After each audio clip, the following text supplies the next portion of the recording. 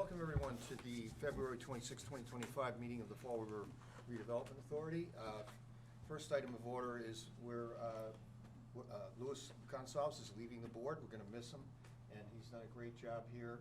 Ben Heidelberg has been sworn in and will be replacing him, and we're going to miss Louis. He's been a lot of fun and gone through a lot for 5 years, actually, which went fast, I think. Very. But we miss you. Anybody need to say anything else? Well, we thank him for being on our board. He did a great job, and he was always there when the board needed him, and he did a fantastic job. And I want to thank everyone for allowing me to be part of this great team. And I wish you the best of luck. Same. I think he still owes me lunch, though. I was trying to get out of that. I'm not owe you two after this. Listen, you can double up. You can have the Lakers going into the series. Thank you. Well, I just want to say that I want to thank you for all the work you did with us on City Pier. I was glad to print some photos for you of you and the Lieutenant Governor at the groundbreaking. And I want to thank you for serving on the Pleasant Street and Flint neighborhood task force that we had that Joan is on, and we'll miss you on that. And really wish you well in your next endeavors, and thank you again. Thank you. Awesome. Thank you. Miss you too. Don't kiss it. You're on TV. Great deal. That's a lot. Louis? Thank you. Just get this water. Short and sweet, but I'm sure we'll see each other Yeah, again. we will. Go this way, so you might surprise. Thank you. It was a pleasure. Yes. And it's not like we're not gonna see you again. Yes, you're gonna see me again. Yeah. Thank you. Take care. Take care.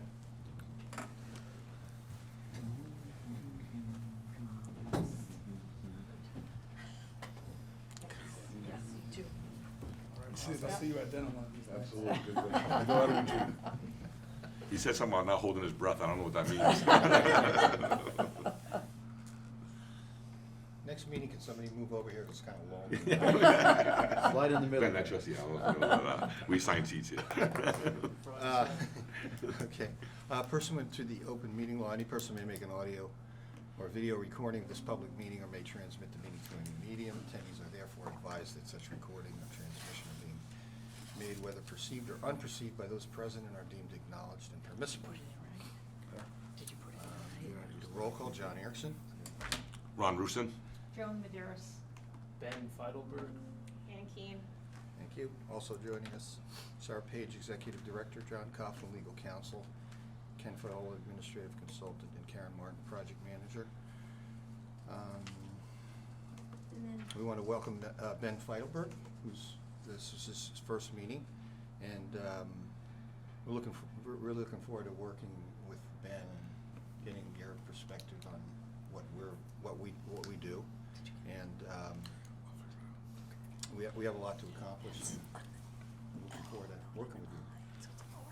Yeah, I appreciate the opportunity. Born and raised in Fall River, currently reside here. It's a city and a community that, I hold near and dear to my heart.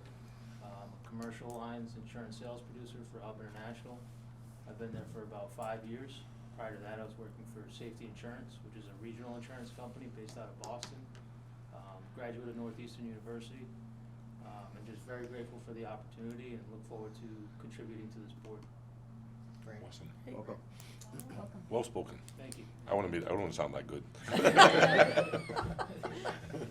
Ben, we also appreciate that you serve on the United Way Board and the Next Gen Board of the Boys and Girls Club, so you bring a lot of board experience, which is great. Yeah, I appreciate that. Yeah. Are you thank on that as well? I'll be chairman of the board this April.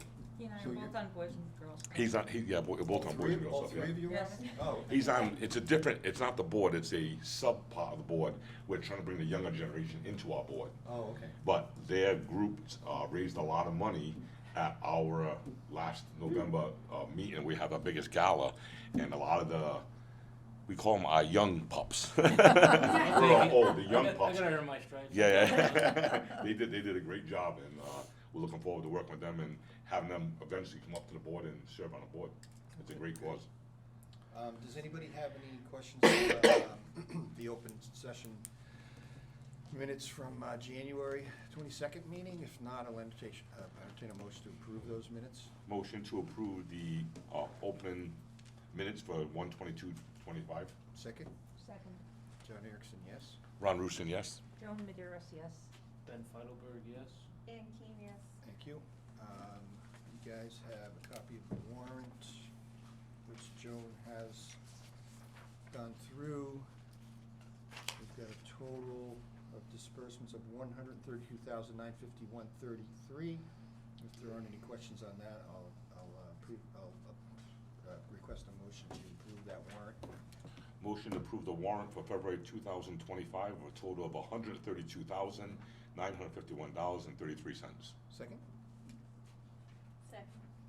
John Erickson, yes. Ron Rusin, yes. Joan Maderos, yes. Ben Feidelberg, yes. Ann Keen, yes. Thank you. Next item, the amendment of Karen's employment agreement.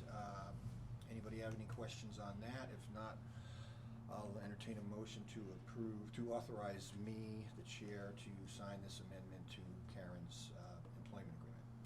Motion to add the amendment to the employment agreement with a pay increase of 5% over the current salary, an additional 3 vacation days, and I'll put in she's well deserved for it. Thank you. She is. Second. She is. Second. John Erickson, yes. Ron Rusin, yes. Joan Maderos, yes. Ben Feidelberg, Excuse me. Thank you. Thank you. Thank you. What's next? Karen's gonna talk about the cathodic protection on the steel sheeting at the Norton City Pier. Yes, so we are moving right along with getting that into final form so we can get it out to bid. I just sent off today the draft kind of front end of the specifications to the Fourth Engineering for them to start incorporating into the specification package. We're still on target to have that advertising out on the street April 2nd. We're having a pre-bid meeting on site April 9th, and the bids will be due April 17th. And we're hoping to bring to the April board meeting a proposed contractor and get that on board and rolling in early May. So, so we'll just be fine tuning the specs over the next couple of weeks, and I think we have everything ready to be put into all the proper, the central register, the notice in the paper and all of that on time and scheduled in the queue for March. So that looks like it's gonna be on track to be worked on coming this this spring. I will keep you posted. I'll probably in the April meeting, I'll probably talk a little bit more about how the prices are gonna come in and so forth, so there'll be a little more details on that. How many contractors have, you don't know We yet? don't know. I mean, Okay. I'm gonna, prior to, just as it's hitting the street, I'm gonna probably make a bunch of calls and let people know that it's out there. Yeah. You know, pick up the plans and specs and, you know, join us at the pre-bid meeting. I wanna try to get as much interest as possible, so, Perfect. yeah. Has anything happened on Northfield since the last meeting? So Northfield, the biggest things there is we have a much clearer direction now with the permitting. Beta is working now on getting, they're doing minor mods for the dinghy dock and the walkway at the Northfield Point, and then we're putting in notice of maintenance for the revetment work. So the permitting is well underway. And then we're continuing with the finalizing of the design. I actually met with the Point Gloria Condo Association last night, the property manager, just to talk to them because I've been in some discussions with DW White about what their schedule looks like for paving the shared use path and doing all the work out in front of City Pier. And obviously, we don't wanna impact any of that work as we're gonna be going into the Northfield Point potentially later in this year, and into 2026. So,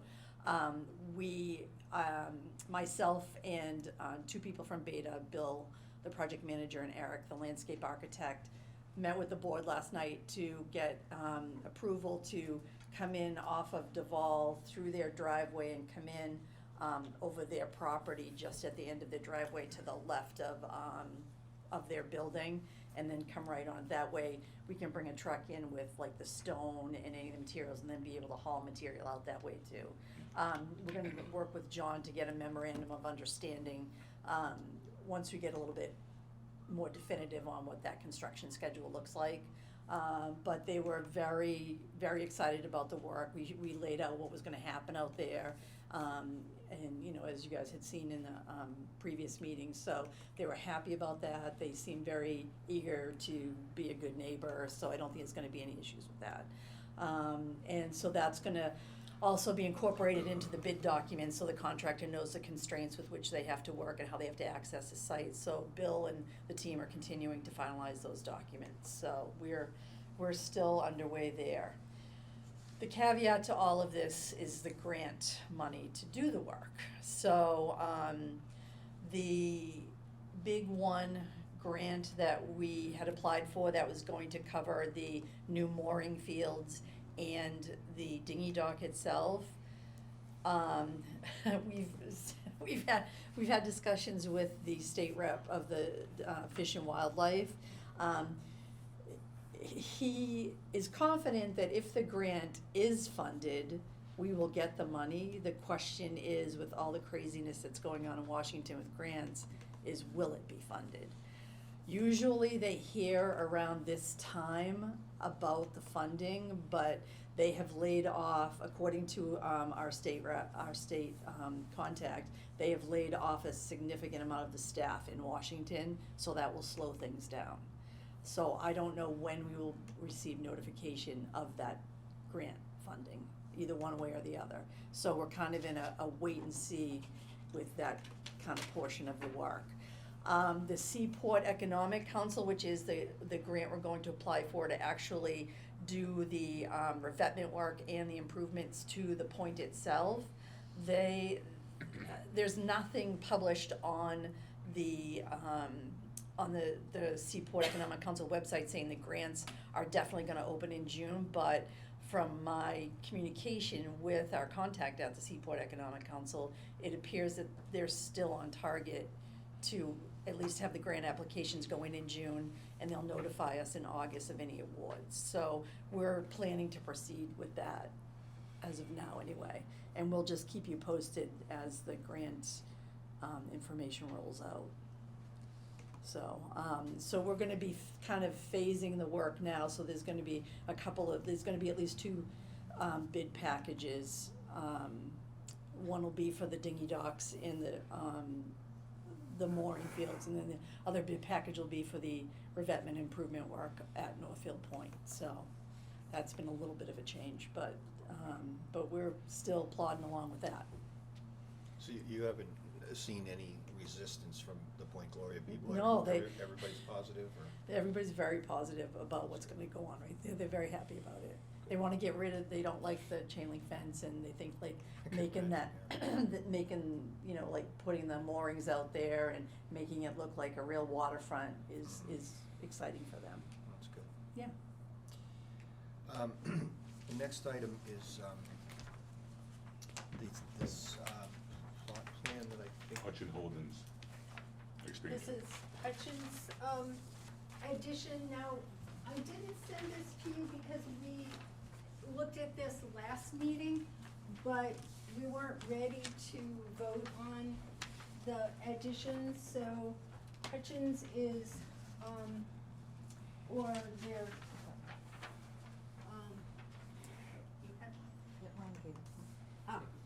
so,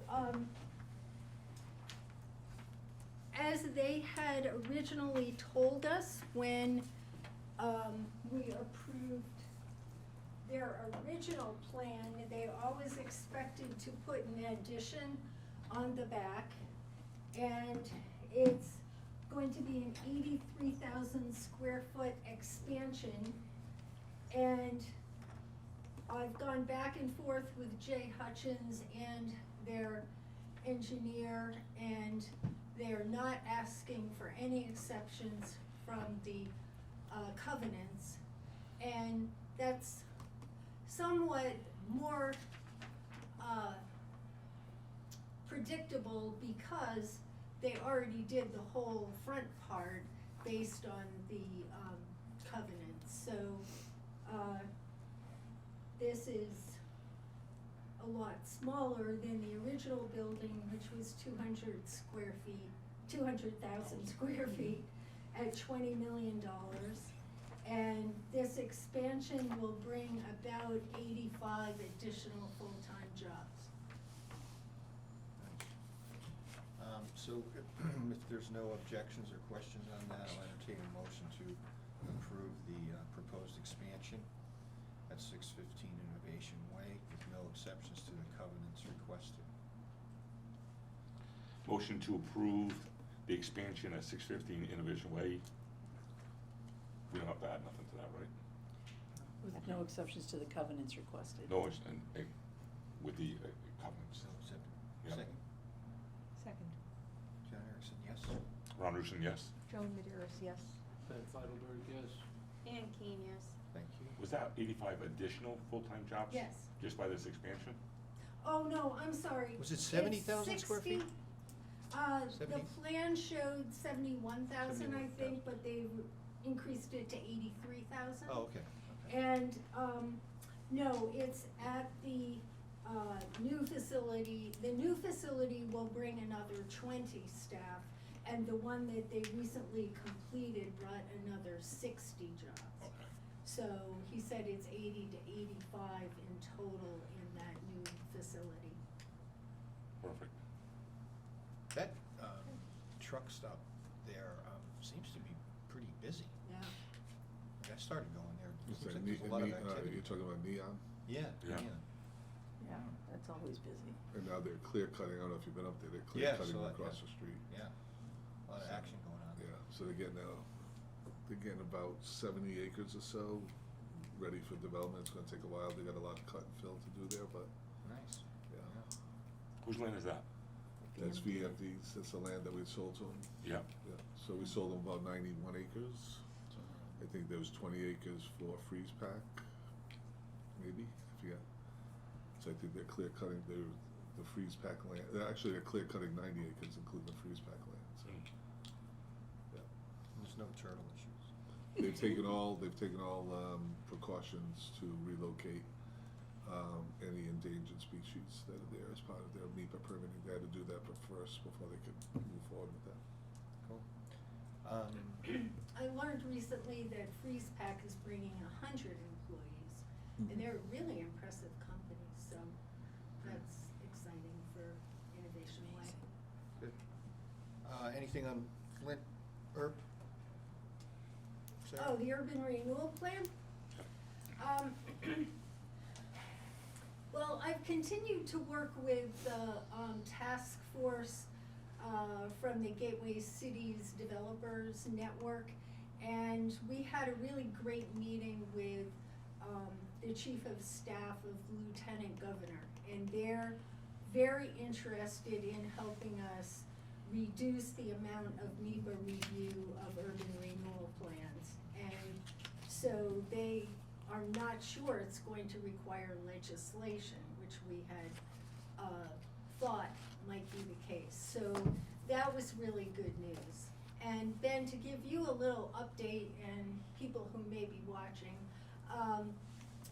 we have been working for a long time on plans for the Pleasant Street part of the Flint neighborhood and the Flint neighborhood down to Alden Street and that area. And so it's a serious focus. And we developed a revitalization plan, and Joan and Louis were both on the task force that worked on that with a number of other people. And we have the revitalization plan finished. We finished an urban renewal plan, and we sent it to MEPA, which stands for the Massachusetts Environmental Protection Act, and it's their office that we sent it to. and they do a really extensive review that's a new process, which is really challenging for our organizations and organizations like ours, because we never had to go through that much review. So we are in the process of revising our urban renewal plan and responding to MEPA, and we're just hoping we can get through this quickly. In the meantime, there are good things happening in the Flint. The Community Development Agency has really taken on the task of helping a few businesses revitalize their storefronts, and it's really extensive. Stark Architects designed some really beautiful new facades and storefronts for Gilbert's Jewelers, White Rose Bakery, Nellie's, and a few others. And and so we're hoping that that program will be able to continue, but it used ARPA money, and that money is gone. So so that's one good step that's helping really make Pleasant Street look more, give it more curb appeal and make people want to walk the streets more than they do now with so much vacancy. And the other great news is that the mayor's office applied for a program called Love Your Block, which is funded by Bloomberg Philanthropies. And with that, and they got the grant, and with that, they worked hard to hire someone who gets called a Love Your Block Fellow. And recently, Gloria Sadler was hired, and she's doing a great job because she's lived in the neighborhood for a long time, knows lots of people, and just is really committed to it. So it's really exciting to work with her. And the other night, we went to a traffic commission meeting together because there were concerns about Quikasham Street, which has come up in lots of our public meetings. And some residents were asking for it to be made one way. And so the traffic commission agreed they would study that, which was the request. Would you study, because there's well, on both ends, between County and Pleasant Street, there are lots of challenges to get on and off of Quikasham to Pleasant or to County. So anyway, I was really happy about that because it felt like finally there were some residents asking for things, and we're out there advocating and looking at improvements that we've known we needed to work on for a while, and having somebody playing that role that we always envisioned we needed is gonna make a big difference. Which way's the one-way going? Is it going towards Pleasant or towards, They're proposing toward Pleasant, because their concern is that County, when you go from Quikasham onto County, it's very hard to see cars coming, and there have been big tractor trailer trucks trying to go through there. And it was interesting, people on the commission said, oh, well, we don't have a record of lots of accidents there and we're not sure. And there were lots of people at the meeting, and they said, oh, no, it's a very difficult corner. So, so we'll see what happens with that. But there will be other streets we need to bring attention to, and we'll be working on that. Sarah, just from my understanding, the program that you referenced for Pleasant Street, the revitalization program, you mentioned a few small businesses. Is that the full building, or would the revitalization just kind of renovate the small businesses on the first floor. It's just renovating the first floors. Yeah. And these are buildings that are in good shape, not the buildings that are really struggling. Got it.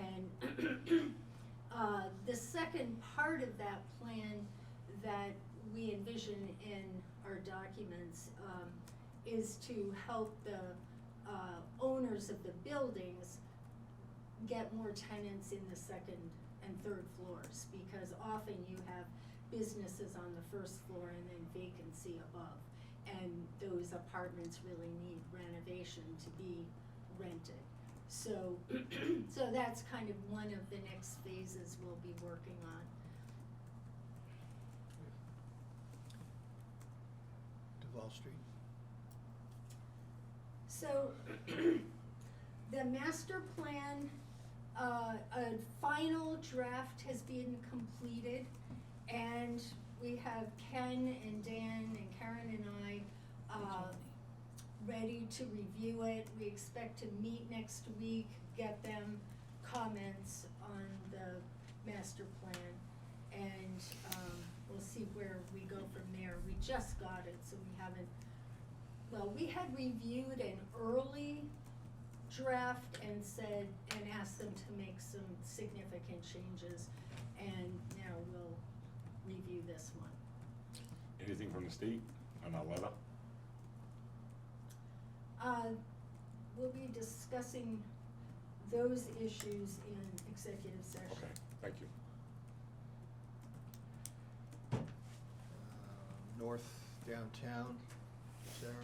So, I'm hoping Johnny adds to this, but the North Downtown, work is going well. There are really interested businesses and a good group of people coming to the meetings.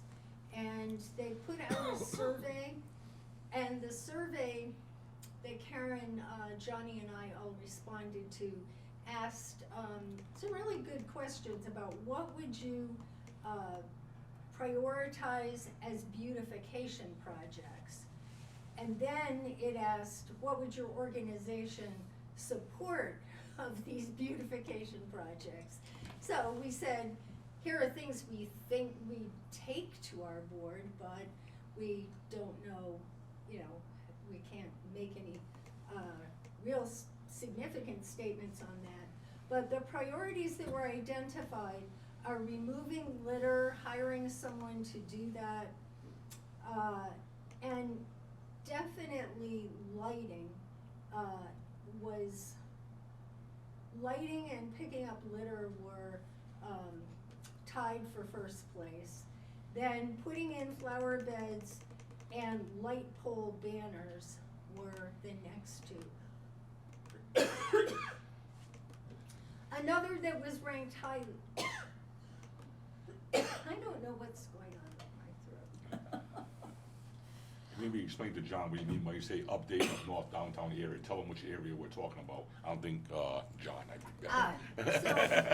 Well, we're Actually, calling John, North though. Downtown, and there is a, effort to come up with a better name. And so one idea that seems to be suggested is the historic downtown, because it is it's part of, it's the downtown historic district, and it starts, at the, beginning of North Main by, City Hall. And we're including down to about, the Y, and it goes up to Purchase Street, and it goes over to Troy Street, up New, Bedford to Troy. That's kind of a funny, map, but we want to include Troy Street because of the arts efforts that are going on there. And, Purchase Street and North Main in that area have lots of restaurants that are really interested in having this help to really, increase their business. And they're really interested in working together and in working with this group. So that's, really promising. When we were working similarly in the South Main Street area, we didn't quite, there wasn't a concentration of restaurants like this that, you know, can work together or wanna work together, and it was challenging, and this feels very promising. We also have, Viva Fall River has moved their store and their, kind of welcoming center for the city there, and there's a big patio that will be lit, and we'll have a stage-like area for the summer, and lots of activity will happen there. So the piece about lighting is North Main Street, it's quite dark at night, and going from, for example, going from Dunnies up to Purchase Street is really dark. And so the idea of getting lots of activity going in that area, it will hugely help to have more lighting. And so that's one of the priorities that we need to look I'm at. not sure that you need more lighting, you maybe need to increase the luminaires that are out there. Mhm. Cause you got, I think there's enough light poles there, I just don't think they have the proper illumination that's there. Yeah, it looks at night, I was looking for a video I took, but I can't find it, but it looks like Jack the Ripper could.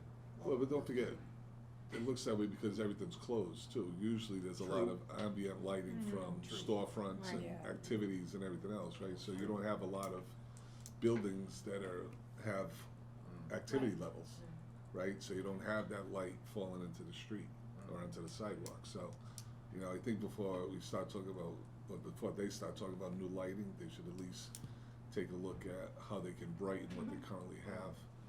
And then maybe, you know, there's nothing that prevents some of these buildings themselves from doing some uplighting Right. and making their properties a little bit more appealing from a aesthetic and visual Yeah, standpoint. some of them. I mean, that was the thinking, it wasn't looking at the city necessarily to do it, it was thinking about what the businesses Like, yeah. could do and Yeah.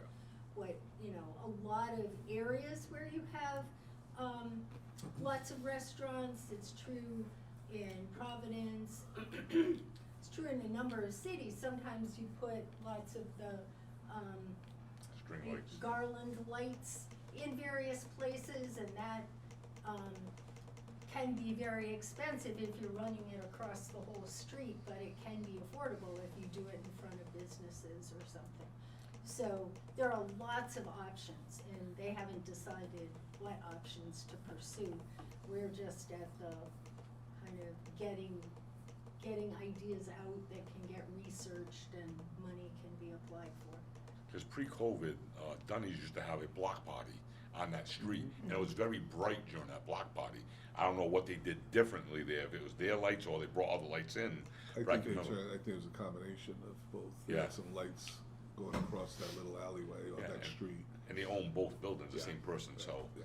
it's, but I remember it being well lit when they had like T-shirt sales, they had a girl with a snake, they had a few activities going on. It was, The snake. yeah, they take a picture with your snake, I don't know, it was anything, but they had food and it was a nice little, it was like, it was done once or twice a year. It was a nice little event. And, but the side deck, cause I know, I come out of Dunnies and head up towards St. James, it's dark Yeah. in that one area before you get to Viva, Yeah. Fall River. That is the one dark area, cause there's two tall buildings, and I don't think there's any lights in between there. I don't remember being any lights. I think I don't think there's one light. I think I thought the light was at the parking lot where Jerry Dunvan's building is. But I at the- think it's like, I don't know. Yeah. Maybe right before, I thought there was one, but maybe wrong. Yeah, but I'll like check it Sarah- out next time I go there. Yeah, like Sarah said, there's a lot of energy in that group, and there's a lot of good ideas. Yeah. And Nick had that idea about those the trash units that are like recycling trash things that the company like puts them there for advertising, and I think empties them once a week or something. Yeah, But that was kind of a cool idea. yeah. We put one in front of Global Census. Are they like the ones that, the solar ones that? No, No, that's they're all, not. they're probably almost the size of this desk. They're attractive looking things. Are they covered, like you open up the thing Yep. and you? Yeah, you kind of like stick. You put the trash in it, and then it like kinda crunches it, and it It's almost like a, So solar? the garbage I disposal. don't think they were No, solar. I don't think these are crunching ones. No. The thing that's different about them, and they're being used, I think, in Lowell and other cities, Lynn is where he that showed us pictures, I think. they're paid for by advertising on the trash container, Oh. which seems a little surprising, but Mm. they showed, you know, these containers, they're very attractive, they're just black rectangles. And there are 2 slots for either trash or recycling. And I guess there's an easy way for them to empty them because they come to your city and empty them. Do And they they- get paid for Do they it. not have barrels in that area? Huh? There's no barrels in that area? They were all saying, that folks from there were all saying they're full all the time. Yeah, I don't know. Well, they're gonna talk about it with the city and they go Yeah. nowhere. Can I just be honest with you? I think everybody has a responsibility in this, and I think Mhm. property owners have a responsibility of keeping their sidewalks clean, and the city has a responsibility in having the trash barrels picked up. And I think if barrels aren't being picked up, I think they should be calling Mhm. to have those picked up, because I know on South Main Street, they pick them up on a regular schedule, so I can't imagine that's not happening on North Main Street. But I just think it's things like that, I think they just need to communicate a little bit better. Yeah, I don't know. if You know, and, if you know, you've it's done like, that. it's like property, like in front of the Cherry Web, I make sure that my guy, you know, the building maintenance person sweeps that every morning, right? It's like, it's part of being a good neighbor on your streets, right? And I think the more people that do that, the better it is, right? And those are the types of things that are helpful to curb appeal for an area. From Viva, Fall River to, I would say St. James, it's always clean. I never see trash hanging around there. No, I don't see I it. spend a lot of time there. There's a lawyer there I go to all the time.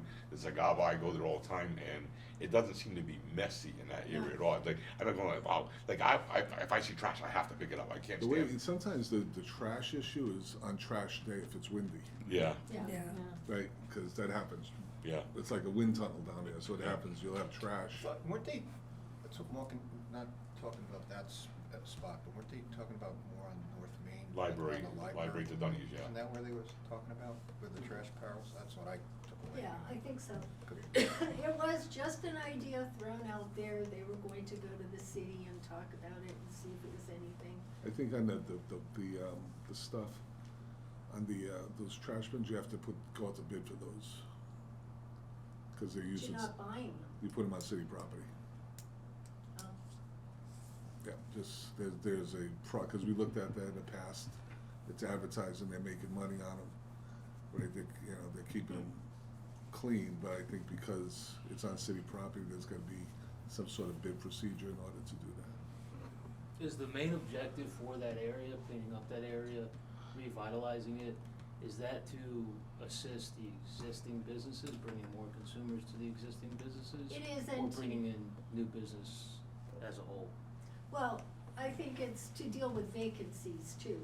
You know, the Pleasant Street area and South and North Main Street have some vacant storefronts, and it just makes it not the most vibrant area. So it's really to bring vibrancy, to bring people down, make it a place you wanna go, and that will support present businesses and future ones that could occupy vacant storefronts.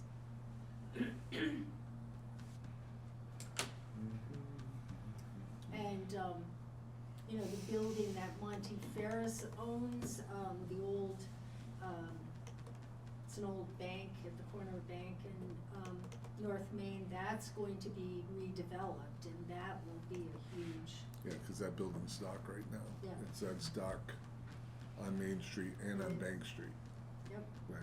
And then you have unfortunately, you have the Armory that's dark, right. right? So, And I think some of the other thinking is Bank 5 is part of this. Bank 5 is making a huge investment in renovating their building, and so to have an active effort to make that area feel more vibrant, feel safer, more appealing, is also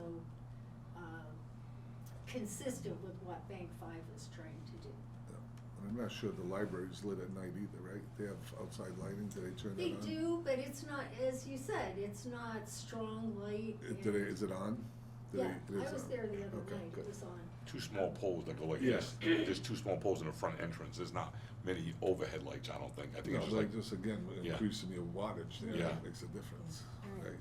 And even if you backlit that building, backlighting is cheap on that, it's relatively cheap speaking. Right, you can just uplight it's a beautiful building, right, you can uplight it. and they can go with, there's some very good programs for LED lighting, which you can use 15 watts to give 60 watts. Yeah. So that can be also used too. Yeah, the new bank is very nice. The bank's gonna make a big difference, That's because gonna- that's gonna be lit. I'm sure that's gonna be Yeah. lit Yeah. too, yes. Yeah. That's gonna have a big impact there. And the Y does uplighting, like at The night. white does not uplight. The library could do something Yeah, similar to that. all those buildings are architecturally, Nice. the 8084 where Monty Ferris's building, and that's on a historic register. That's a historic building, you can do something with that. The library you can do something with. And Santander was just bought by Bank 5, I believe. What's that? Santander was bought by right. Bank 5, so they're Yeah. gonna start making a drive-through over there, so they're gonna do some work Yeah. over there. Because that building is kinda like empty too. Yeah, so I think there's, like I said, I think it'll all come together. Is that just the drive-through in the parking lot? Yeah. Let's see, where are we? If there's no further matters for the open session, the chair makes a finding that open session would have a detrimental effect on the negotiating position of the public body. Purpose of the executive session is to approve the executive session minutes from January 22nd, 2025, and discuss strategy with respect to a potential real estate transaction for property located at 45 Antelope Street, Fall River, and the Duval Street corridor, Fall River. I'll entertain a motion to enter into executive session, excuse me, and we will not return to open session. Motion to move to executive session and not return it. Second? Second. John Erickson, yes. Ron Rusin, yes? Joan Maderis, yes. Ben Feidelberg, yes. Ann Keen, yes. Thank you.